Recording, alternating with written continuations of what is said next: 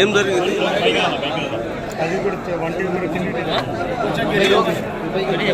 గత నెల రోజులుగా తెలుగుదేశం పార్టీ అధ్యక్షుడు నారా చంద్రబాబు నాయుడు గారు రా కదిలిరా తెలుగుదేశం పిలుస్తుందనే ఒక నినాదం తీసుకుంది. ఆ నినాదంలో భాగంగా దాదాపు నెల రోజుల నుంచి తెలుగుదేశం పార్టీలోకి జమ్లోడ్ నియోజకవర్గంలో భారీ చేరికలు జరుగుతున్నాయి.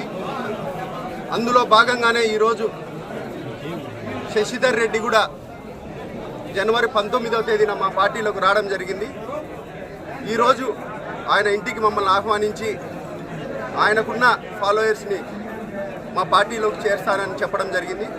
దానికోసమని మేము ఈరోజు మా మండల్ కన్వీనర్లు కానీ మా తెలుగుదేశం పార్టీ నాయకులు కార్యకర్తలు శశిధర్ రెడ్డి ఇంటికాడికి చేరుకోవడం జరిగింది. ఈరోజు జరిగిన పరిణామం చూస్తుంటే చాలా సిగ్గుచేటు. ఈరోజు ఎమ్మెల్యే గారికి డైరెక్ట్గా మేము చెప్తున్నాం, వారం 10 రోజులు ఎలక్షన్ కోడ్ వస్తుంది, నీ చేతనైనది ఏం చేసుకుంటావు చేసుకో.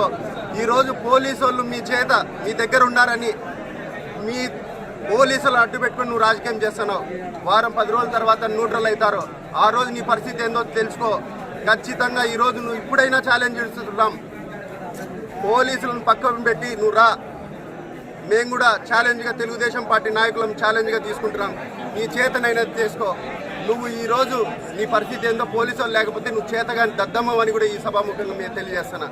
ఒక ఎమ్మెల్యే అయ్యిండి కూడా నువ్వు చేసే ప్రవర్తన కానీ నువ్వు బెదిరించేదేది. నువ్వు మీ నాయకుడు జగన్మోహన్ రెడ్డి గారు ఏమని చెప్తున్నారు, మేము బ్రహ్మాండంగా బట్టను నొక్కి సంక్షేమ పథకాలు చేస్తున్నాము, మాతో ప్రజలు ఉన్నారంటున్నారు. మీకెందుకయ్యా అంత భయం? ఈరోజు నేను అందుకే చెప్తున్నా, ఈరోజు ప్రజలు తెలుగుదేశం పార్టీతో ఉన్నారు. ఈరోజు చంద్రబాబు నాయుడు గారిని ముఖ్యమంత్రి చేసుకోవాలని ఉన్నారు. జమ్లమడుగులో తెలుగుదేశం పార్టీ జెండా ఎగురుతుందని భయంతో నువ్వు ఈరోజు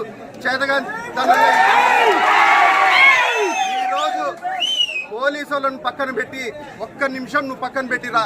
నువ్వేందో నేనేందో తెలుసుకున్నాం.